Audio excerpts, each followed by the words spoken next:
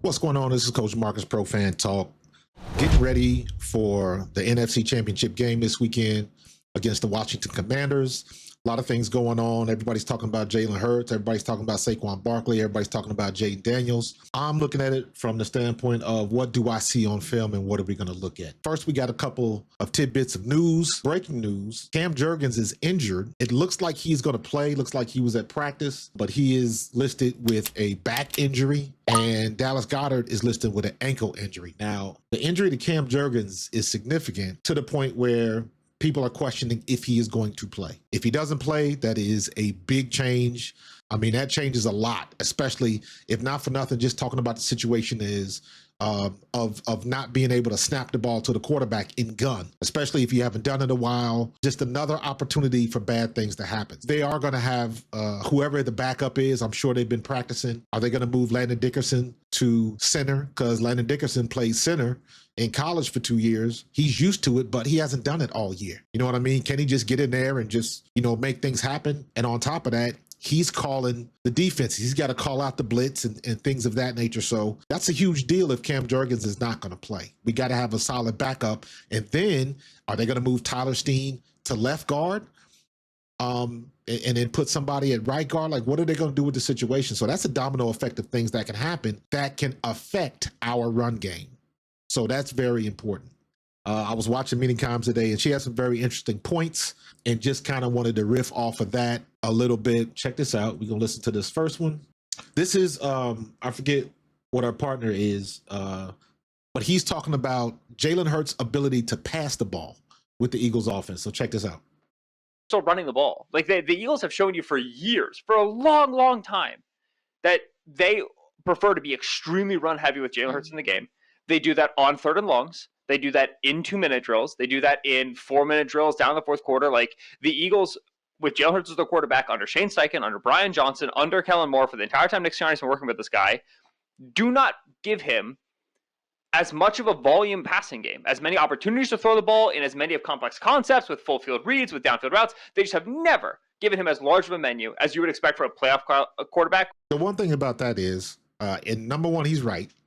But the one thing you got to take into consideration is that any other quarterback that you want to compare him to, other than Lamar Jackson, Josh Allen, and think of any other running quarterback. And the running part is the key. You take any of those quarterbacks, Jalen Hurts included, and you take the RPO and his ability to run within the offense. If you take those out of the equations and give those back to pass plays, anything like that, he's going to have a lot more passes than runs. So you got to take that in consideration. He's not wrong, but stats don't lie, but they do deceive a little bit. So that's the situation, just because the type of quarterback that Jalen Hurts is and others, those options where he can run the ball, if you take those away and make those pass plays, those stats would look a lot different. Here's the next thing with Mina Kimes, and she brings up a good point about A.J. Brown. A.J. Brown, I think, has had like 2, maybe 3 catches the last couple of games, which Saquon is picking up that slack in spades. So it's hard to really argue about that, but don't get it twisted. We have got to get A.J. involved. This is Mina's comments about that. I mean, a couple notes on the Commanders. Like they really struggle. I mean, there's a lot of things. In breaking routes, slants, posts, crossers, digs, allowing the third most EPA per play in football. So I know AJ Brown, we think about the go balls, but there will be opportunities for Hurts to hit him. There you go. On slants, crossers, and I think that's going to be sort of a key,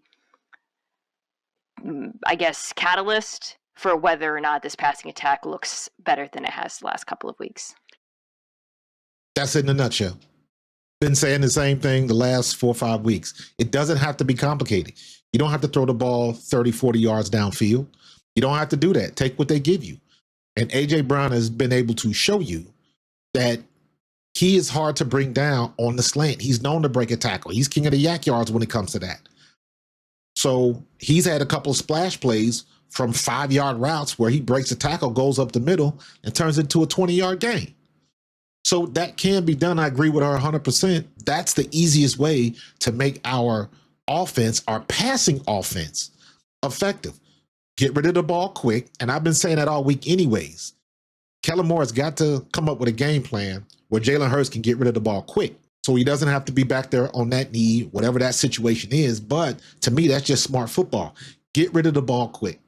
Because at some point in time, they're going to try to bring folks up in the box. And Washington is going to gamble with 8 men in the box and a single high safety. If they do gamble like that, we have to be in a situation where we can take advantage of it.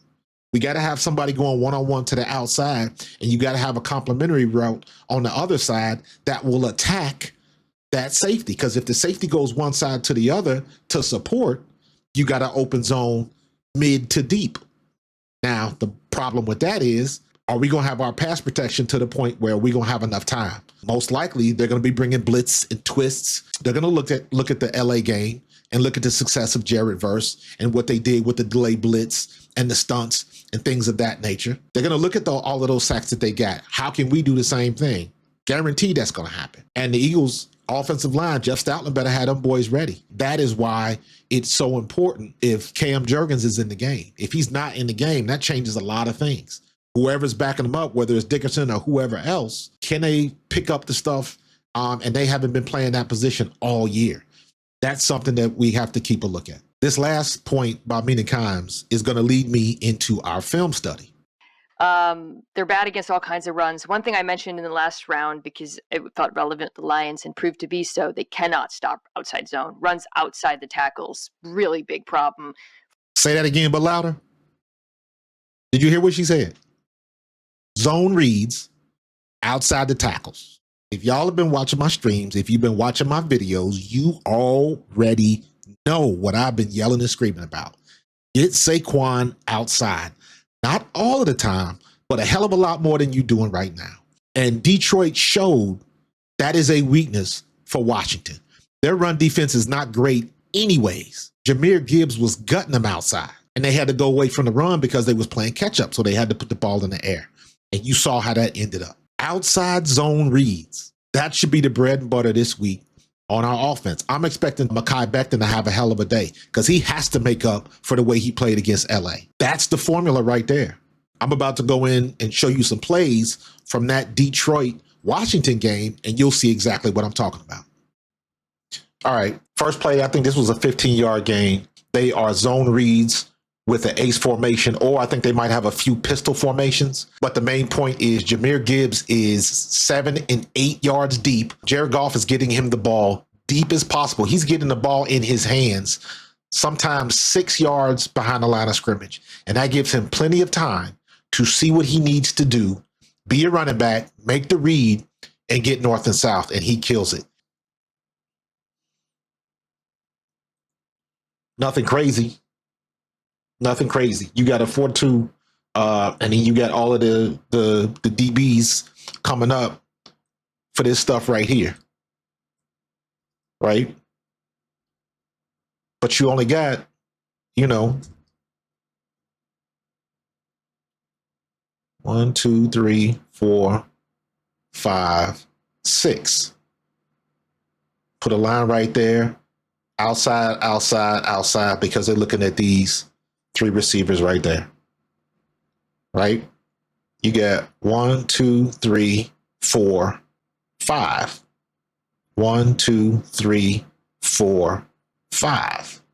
So what I'm looking at is some kind of combination here. So center's probably going to have to get this guy because this guy is cocked on the inside. He's facing this way. He's angled.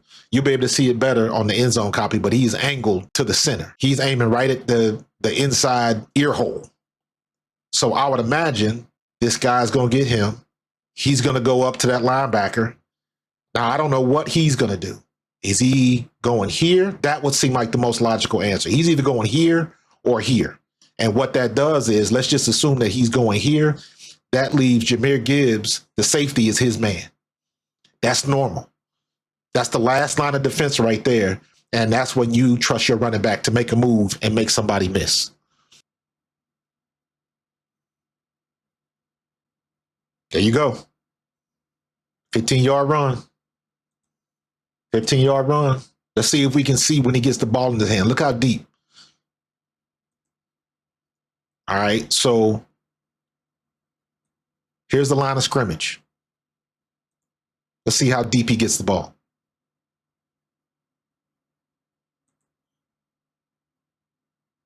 So you're talking about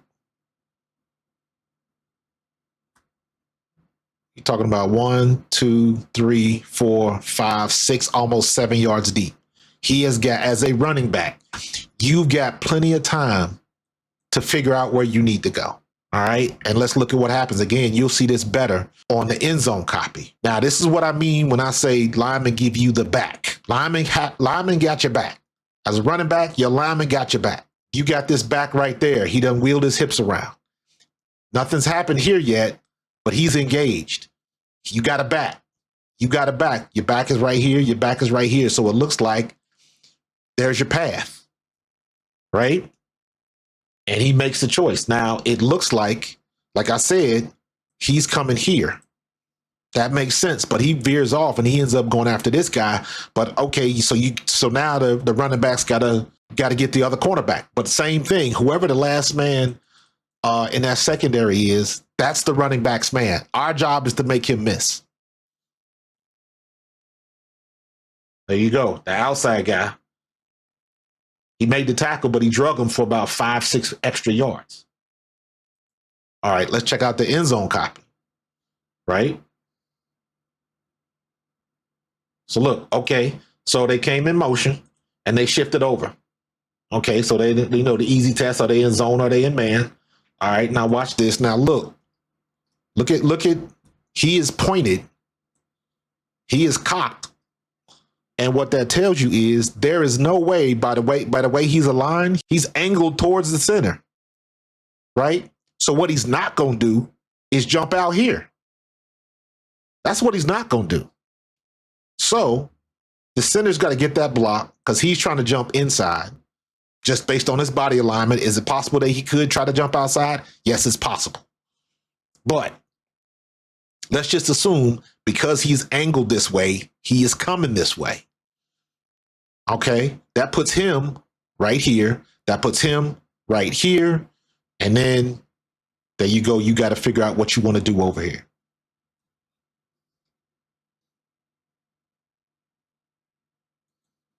Right off the bat, this is what I want you to see. Look at his hips. He wheeled around and you got his back. You see his back. You got his back. So now Jahmyr Gibbs, he's got two ways to go. This hasn't quite happened yet, but you see this guy is trying to get there, and I'm assuming he's going to wheel his hips around as well and give them the back, which means option one, always north and south. That's always your best option. So that's option one. But I'm assuming this guy might try to be getting inside. That's option two. Option one, Jahmyr Gibbs, he tried to get outside just a little bit and then immediately got back north and south. Back north south. And then he drags the tackler another 7, 8 yards. Stretch the defense out. Watch everybody on the defense flow, and it gives the offensive line, it sets up their blocks. Watch the center. Gets his hips around, you got it back. Number 60 gives him the back. There's your lane right there. Number 60 does a great job getting all the way over here and getting his hips around and sealing that off. So you got that lane right there. That's a great job by that left guard, especially when the play is going the other way. Gets up there, 73, gives him his back. It's very easy. 17 gets a piece of that block. 17 gets into the action. That block helped. You don't get much of it, and you're not expecting much from your wide receivers, but every little bit helped. All right, let's check out this touchdown in the red zone. 1, 2, 3, 4, 5, 6, 7, 8. You got 8 men in the box. He's about 8 yards deep, and he's probably going to creep up. But he has to be aware What happens if it's a play action and somebody comes out here and runs a route, or he digs in and comes out? They got to be aware of all of the pass patterns and all of that type of stuff. You use that to your advantage. But let's keep it simple. Let's go man on man and let's move forward. Let's move forward. If you got a gap in front of you, that means this guy right here is probably going up to that linebacker. This is fundamental football. This is my guys are going to beat your guys on the line of scrimmage, and we going to get 3 yards.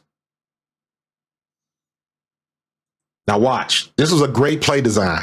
Watch this. Back outside, get north and south, touchdown. Now watch what happens.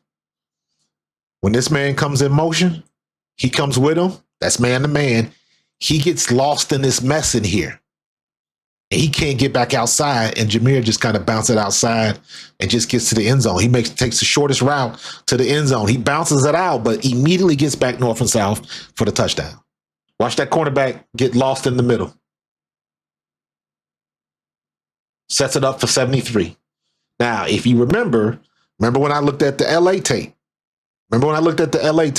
and I was talking about Mekhi Becton shot the hole. If Mekhi Becton comes tight, Saquon Barkley scores on that one play on the goal line. Watch this pulling guard. Watch the pulling right guard.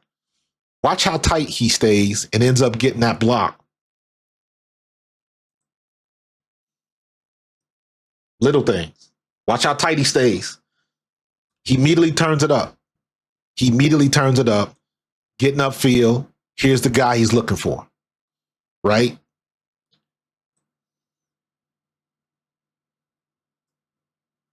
Touchdown.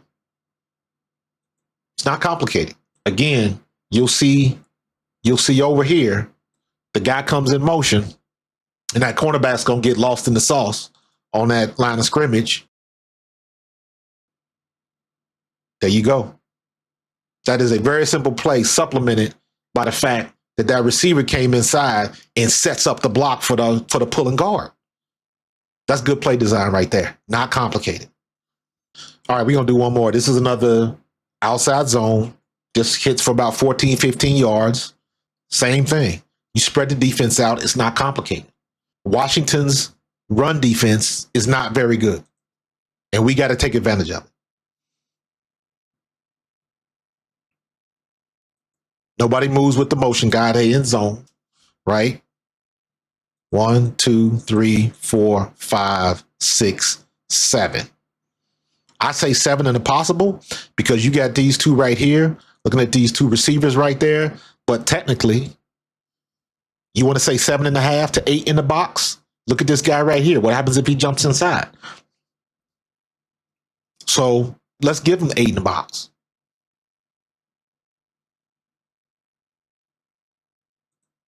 Again, he's getting the ball 6 yards deep.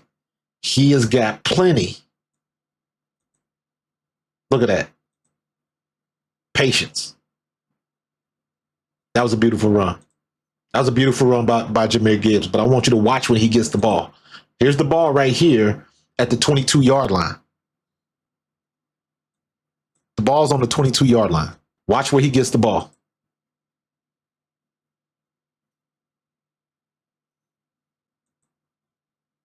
This was a line of scrimmage. This is where he's getting the ball. 1, 2, 3, 4, 5. He's getting the ball 5 to 5.5 yards deep. He has got plenty of time to see where he's got to go. And that time's up because, again, look at the backs. You got a back right here. He's coming in for the block. You got 2 backs right here. So you got 2 offensive linemen trying to clear that lane right there. And it is a small seam, but it is a seam nonetheless right through there. This is another one you're going to see better from the end zone copy. But, man, he hits the hole, and he does a little skinny dip on the inside, but he's going north and south.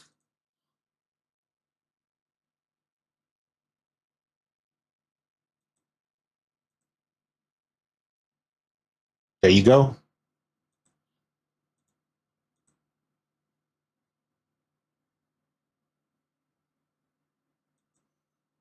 Check this out. And I said this before. This is why our tight end blocking is so important. This is the key block right here. This is the key block on this guy right here. Your tight end is getting the key block right here. He gets a piece of him, and you got to hold your block for about a second. The longer, the better, but you got to give me at least a second to 2 seconds holding that block. Watch what happens with that tight end. And Big 96 doesn't get in on the play. See what I'm saying? If he doesn't get that block, that guy comes right in the hole. Let's check it out again from the end zone copy. Right? Is that Laporta? 87? This guy right here. This is the key right here to this play. He's going to seal off big number 96. And Jahmyr Gibbs, he plays a pretty good running back on this play. And he shows patience. And then when he sees the hole, he gives a little dip on the inside and then just shoots through the hole for about 15 yards.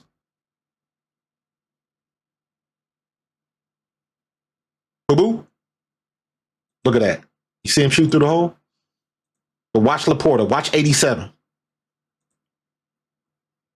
Watch this guy right here. Watch that block.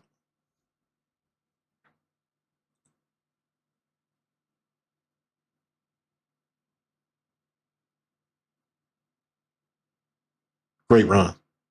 It doesn't always have to be. That's the type of run that'll wear a defense down. That's the type of run that'll wear a defense down because they can't stop it. You keep running it and they can't stop it. Very simple concepts. Help with a little bit of motion. Trying to cover man to man. You bring somebody inside to get lost in the shuffle and you go right around them. It's not complicated. Zone, outside reads, off tackle and outside. No, you don't have to do it every time. But I'm going to trust that the Eagles have seen this tape like we all have. If I can look at it and figure that out, I'm expecting the Eagles should be able to figure that out. The Washington run defense is not going to all of a sudden be good in a week. It's not going to happen. We got to take advantage of this opportunity while we have it. There is no reason that we can't run. And if they do decide to bring 8 men in the box, like they did the second game, we have got to beat them with the quick slants, the digs, and going over the top because you got a single high safety that must make a decision. That benefits us. So there is no reason why we shouldn't be able to take advantage of this. Go Birds.